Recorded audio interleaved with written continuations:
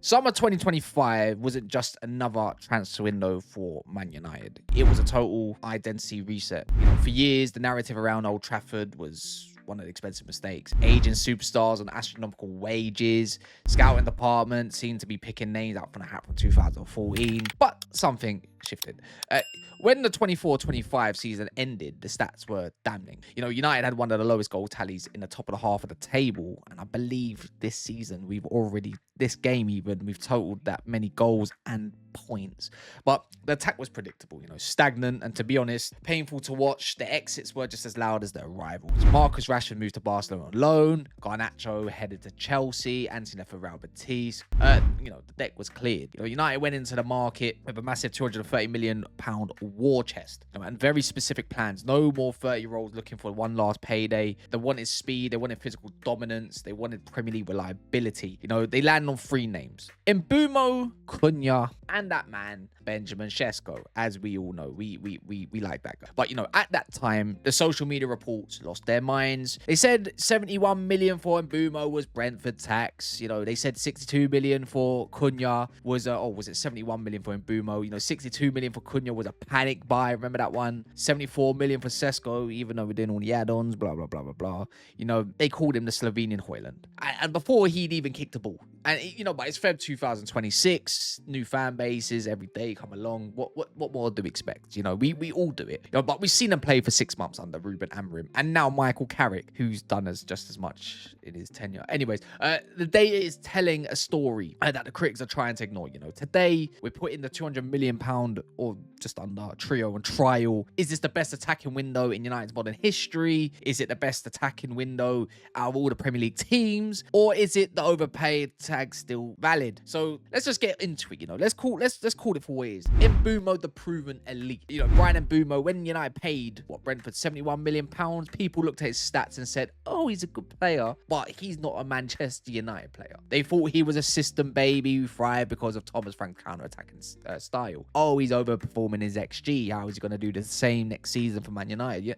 All that nonsense, yada. But 6 months later, look, Mbeumo isn't just a United player, arguably the United player. He's already sitting on 9 goals in all comps, and a handful of key involvements. If you want to have the 1 assist, it's 8 in the Prem. But the raw numbers don't even tell half the story. The biggest difference between Mbeumo and the wingers United have had over the last 5 years is his efficiency gap. Mbeumo's currently outperforming his expected goals by nearly 1.5. So remember, I mentioned his old stats, of outperforming his XG by a big margin. But that means he's scoring chances that the average winger misses, and he's been playing up front too. He's clinical, he's reliable for me, and most importantly, he's a giant killer. He scored against City, Arsenal, Liverpool. And already this season, he doesn't go missing when the lights are brightest. But the real hidden stat that makes him the proven one in our thumbnail is his top speed. Mbeumo was clocked at 36.36 kilometers per hour. That is quick as, you know what I'm saying?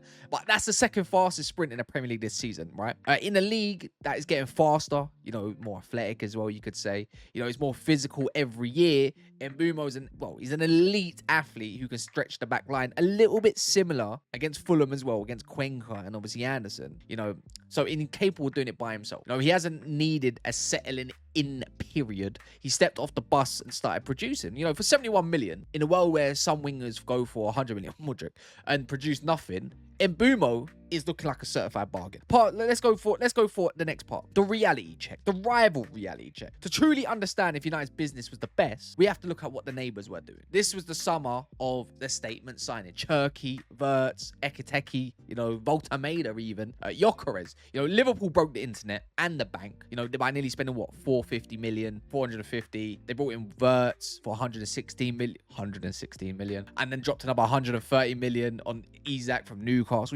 On paper, that's ultimate team front line. You know what I mean? FIFA, if people, don't understand. But look at the output. While Isak has been scoring a few goals before he got injured, Wirtz has struggled with the sheer physicality of the Premier League of recent, but even though he looks like he's getting better, like some others as well, he's a genius, look. But the £116 million worth of impact, right now, Mbeumo has more goals out wide than Wirtz has goal involvements from the number 10. Then you look at Man City, and they lost Kevin De Bruyne out of all people. They replaced him with Ryan Cherki. Cherki is highlights real dream. I think he's amazing. He's class in it. I wish he came to United. But he lacks the consistent work rate that Pep Guardiola typically demanded beforehand. But now there's a big difference. You can see there's a shift in Turkey, right?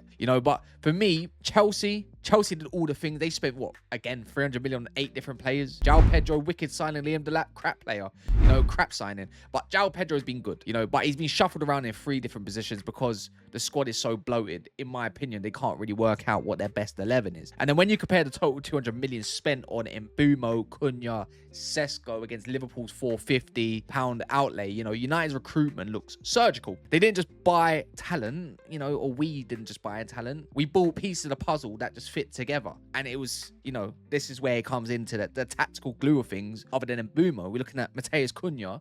If the Mbeumo is lightning, then Cunha clearly is the engine. At 62.5 million from Wolves, when you're seeing the Langas go for 55 million, he was arguably the most debated signing. Is he going to work? He's coming from Wolves, relegated side. Don't want to hear that. Where does he play? Is he a 9? Is he a 10? Is he a winger? He's Amrim's wet dream, whatever. The answer is he's all of them. How about that? Cunha is the tactical glue. That allows United to play the way Carrick wants. Pretty much, whether he was in the false 9, whether it's on the wing, which we've just seen as well, or whether it's in the 10 at times, it don't matter. If you look at his 6 goals, you might think he's underperforming, but look at the defensive data, because remember, he's lazy, people. Cunha has recorded 75 ball recoveries this season. Let that sink in.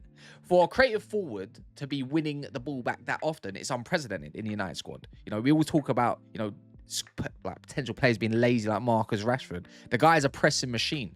Even when it comes to his interceptions, go have a look for yourselves. Insane stats. Cunha is the reason Mbeumo gets the space he does. He drops deep, drags centre-backs out of position. His pass completion of final third is a staggering 82%. No, he's a link, man. United have been crying out for a player like Cunha for years. Peak years of Wayne Rooney. Done something similar, but obviously Wayne Rooney was just way better. But he's not just a goal scorer, he's a floor raiser. Let's get that one thing straight. He makes everyone around him 10% better. Without Cunha, the system collapses. He's the elite bridge between the midfield and attack, and for 62 million, he's doing the work of 2 players. That's where I look at Cunha and why I value him so much. For me anyways, there's just so much that goes unwarranted within his game. And I'm not saying like, but Cunha's been on the bench, this, that, and the other, but you look at the quality drop when he isn't on the pitch or when he does get on the pitch. There's a significant difference. And you know what? You can argue with me in the comments. Why not? But that's just how I feel about him. I'm a Cunha fan. Can you tell? But then we got to go to the 74 million trial. Benjamin Sesko. Finally, we have to talk about the elephant in the room. Yeah, the 74 million pound man. This is where the overpaid label, like in our thumbnail, as you can see, says proven versus overpaid. Yeah.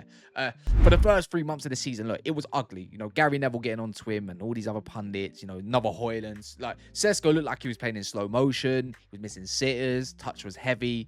And you know what? Even in some shots, we're arguing like what them shot choices were very confusing. But the English press was starting to sharpen their knives. You know how it gets, But you have to look at the profile. At 22 years of age, Sesko is 6'5", physical freak who can run at 35.7 kilometers per hour. Yeah, that's what he's topped this season alone. Yeah, that kind of combination of size and speed doesn't exist anywhere else in the world right now. Maybe only in Erling Haaland. Yeah, which is fair to say. No, he's winning 51.7% of his aerial duels. That is massive for United.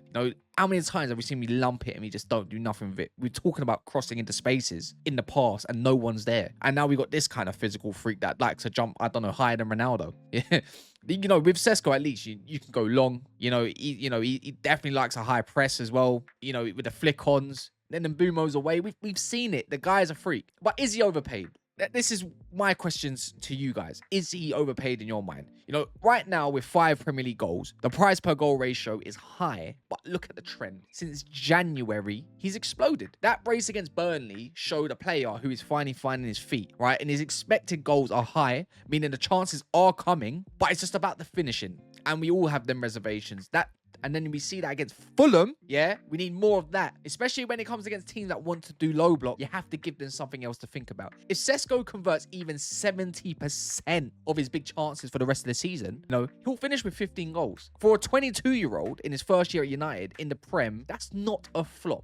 That's a foundation. And obviously, you know, getting up to that 70% mark is a huge mark. Can he get another 10 goals with a final, was it 13 games, 14 games of the season? Might be a little bit arguable, but in the first season for someone that's trying to adapt to the Prem, this is where we get our final verdict. So let's just bring it all together. United spent £200 million roughly to replace Rashford, Garnacho, and Anthony. They traded individual brilliance and high drama for tactical discipline and physical dominance. They got a guaranteed producer in Mbeumo. They got a tactical engine in Cunha, and they got a world beater, potential world beater in Sesko, you know? So you look at the wage bill, correct? Yeah? Which is significantly lower than it was 2 years ago. The age profile for these players is hard to argue. United haven't won the window, in my opinion. Liverpool spent more, City bought more flair, but United bought a functioning attack. For the first time in a decade, the recruitment at Old Trafford feels like it has a soul, you could even say. But I want to hear from you guys. What do you, am I being too kind on Sesko? You know, is Mbeumo actually like